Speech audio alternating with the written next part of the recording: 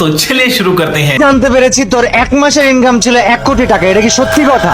কি রে ভাই, আমি বুঝলাম না ভাই, যে মানে আপনি শুরুতে আসলে টাকা পয়সার কথা উঠে দিলেন ভাই, কাহিনী কি? না না, আজকে তোকে বলাই লাগবে। এবং আমি এটাও জানতে পেরেছি তোর একটা গার্লফ্রেন্ড ছিল এবং সেই মেয়ের নাম তোকে আজকে বলাই লাগবে, না বললে তোর কোনো ছাড় নাই। আমি আজকে পুরা সিরিয়াস তালহা, পুরাই সিরিয়াস। ওকে ওকে ওকে, সব বলে দেবো আজকে আপনার সামনে, সব লিক করে দেবো আমি, কোনো সমস্যা নেই।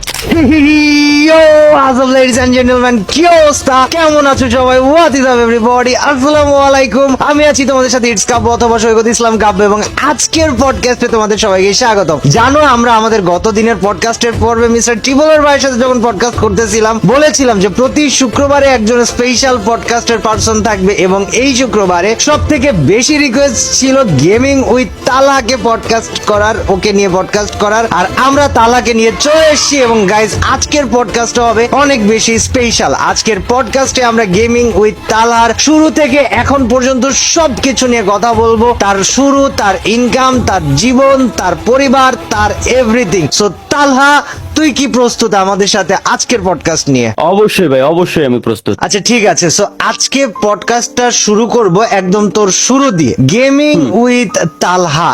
এই গেমিং চ্যানেল শুরু করার আইডিয়া মাথায় কিভাবে আসে? ভাই প্রথমত কথা হচ্ছে কি, গেমের ভূত আসলে কার না চড়ে ভাই। ছোট থাকতে এমনও সময় গেছে, আমার একটা নোকিয়া ফোন ছিল, N73 মেবি। হ্যাঁ, ওই ফোনে হচ্ছে আমি গেম টেম খেলতাম। ওই ফোনে গেমের মানে এত পরিমাণে নেশা মানে লাগে গেছিল, বুঝেনি তো ভাই, ছোট মানুষ যখন ছোট ছিলাম আর কি। স্নেক গেম, সাপ, সাপের গেমের না, সাপের গেমের পরে আসলে হচ্ছে আপনার Prince of Persia, Nokia N73 তে চিজ গেম আর কি। আমি খেলছি এটা, প্রিন্স অফ পার্সিয়া, একটু স্ক্রিনে দেখা যায় তো। হ্যাঁ। ইয়েস, খেলছি এটা।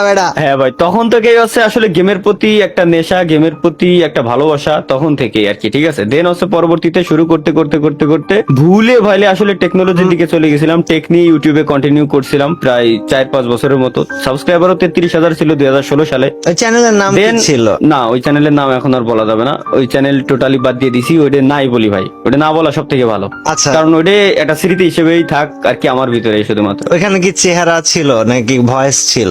না, ওইখানে শুধুমাত্র আমার ভয়েস ছিল, ওইখানে আমার কোনো চেহারাই ছিল না, তবে শুধু পিকচার ইউজ করতাম। ভিডিও আছে ওই চ্যানেলে এখনো? ওই চ্যানেলে ভিডিও আছে, বাট প্রাইভেট করা।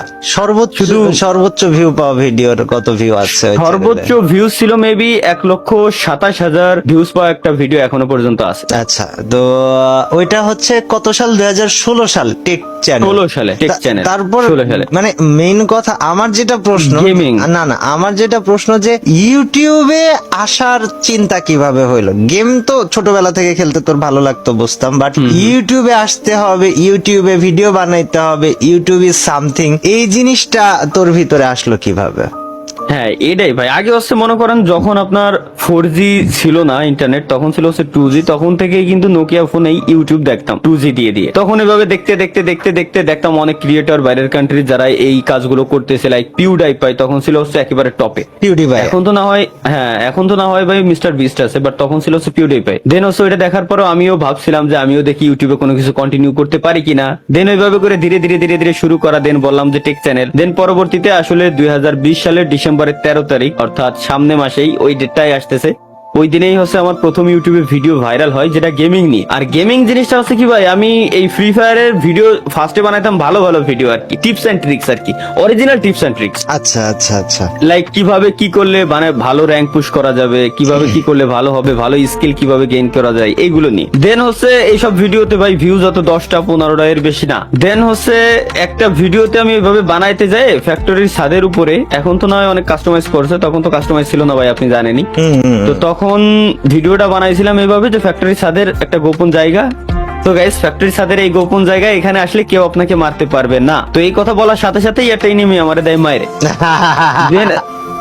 দেন হচ্ছে ওই জিনিসটা নিয়ে আমি আসলে ফানি ভাবে একটা ব্যাকগ্রাউন্ড মিউজিক লাগায়, ওই হাসির মিউজিক লাগায় আমি আপলোড করে দেই ইউটিউবে। বাট তখন ইউটিউবে ভিউজ নাই। আর ওই সেম ভিডিওটাই তখন হচ্ছে আপনার লাইকিতে গেছিল, এবং লাইকি থেকেই ফ্রি ফায়ারের অফিসিয়াল একটা বড় গ্রুপ ছিল। তো ওই গ্রুপে দেখলাম যে আমার ওই ভিডিওটা পোস্ট হয়েছে, ইউনিক, একেবারে টোটালি আলাদা ভিডিও যেহেতু। তো ওই গ্রুপে যখন পোস্ট হলো, তখন আমি দেখে কমেন্ট করতেছি, আরে এটা তো আমার ভিডিও। আমি কমেন্ট করে ফাটাই বলতেছি, ভাই বুঝে নিতে ভাই, প্রথম একটা ভাইরাল ভিডিও।